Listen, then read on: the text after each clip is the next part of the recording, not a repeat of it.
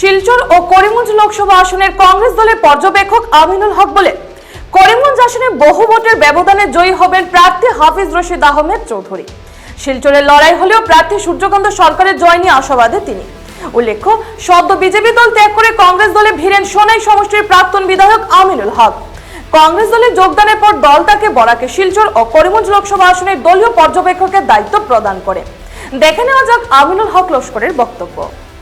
গত 19 মার্চ আমি ভারতীয় জনতা পার্টি থেকে পদত্যাগ করি এবং 20 মার্চে গুয়াহাটি রাজীব ভবনে ভারতীয় জাতীয় কংগ্রেসে অংশগ্রহণ করি।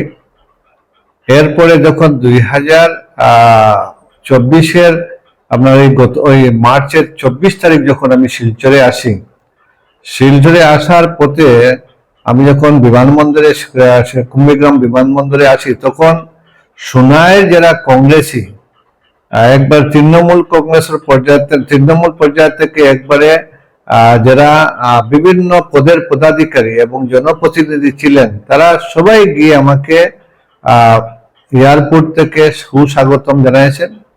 এরপরে এখান থেকে আমি কংগ্রেস অফিসে আসি।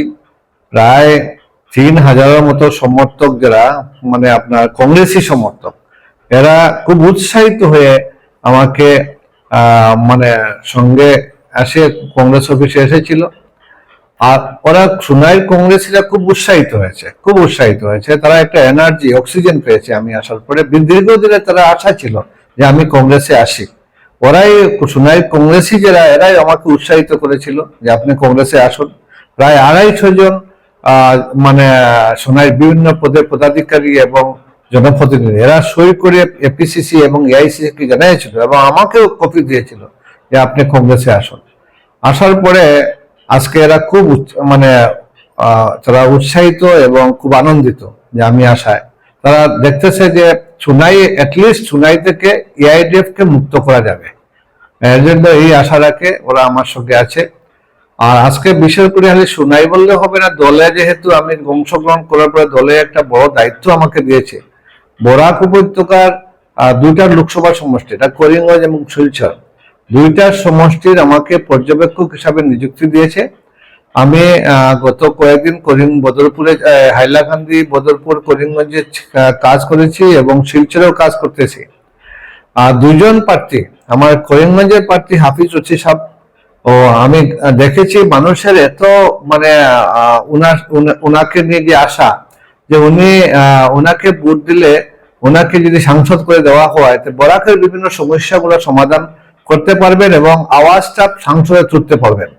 এই ভরসা নিয়ে স্বতঃস্ফূর্তভাবে মানুষ উনার সঙ্গে আছে। করিমগঞ্জ সমষ্টির মানুষ বলতে হিন্দু, মুসলমান, খ্রিস্টান, ইসাই সব, শুধু মুসলিম নাই, সব মানুষের জনসাধারণ ওনার পাশে আছে। আপনি দেখবেন যে নির্বাচনের পরে যখন ভোট গণনা হবে, তখন প্রায় 3 লক্ষ ভোটে উনি জিতবেন। এই এতটা মানুষের, সাধারণ মানুষের একটা উৎসাহ। আর শিলচর সমষ্টিতে সূর্য সরকারকে দেওয়া হয়েছে কংগ্রেস থেকে। সূর্য সরকার কংগ্রেসের তৃণমূল পর্যায়ে একজন নেতা, আর উনার প্রত্যেক মানুষের একটা গ্রহণযোগ্যতা আছে। উনি প্রত্যেক কংগ্রেসের যত মানে ওয়ার্কার, ওর সঙ্গে সরাসরি সম্পর্ক আছে। আর এবার বিশেষ করে সংখ্যালঘু মানুষরা কংগ্রেসকে উজাড় করে ভোট দেবে। কারণ আমি যখন ছিলাম বিজেপিতে, এক সংখ্যক ভোট সংখ্যালঘু ভোট বিজেপি থেকে পড়তো। আমি যাওয়ার পরে বিজেপির ওয়ার্কাররা এরা মনোবল ভেঙে দিছে, এরা আর কাজ করতেছে না। এরা প্রায় মানে বিজেপি থেকে পদত্যাগ করেছে, আমার সঙ্গে আছে, ভোটাররা আছে। দেখবেন এবার সূর্য সরকার মাইনরিটি ভোটের 95% কাস্টিং এর ভোট পাবে। এরপরে আজকে বিভিন্ন অন্যান্য ছোট ছোট কমিউনিটি, বিষ্ণুপ্রিয়া মণিপুরী, মৈতাই মণিপুরী এবং বিক্ষুব্ধ বিজেপি, যারা দীর্ঘদিনের আশায় ছিল যে ওরা টিকিট পাবে, এরা বিক্ষুব্ধ বিজেপি, পরিমল শুক্লবৈদ্যর অ্যান্টি ইনকামবেন্সি যেগুলা ভোট, এরা স্বতঃস্ফূর্তভাবে আপনার সূর্য সরকার পাবে। সূর্য সরকার জিতবে, হয়তো মার্জিন তোরা কম হবে, কিন্তু সূর্য সরকারও জিতবে।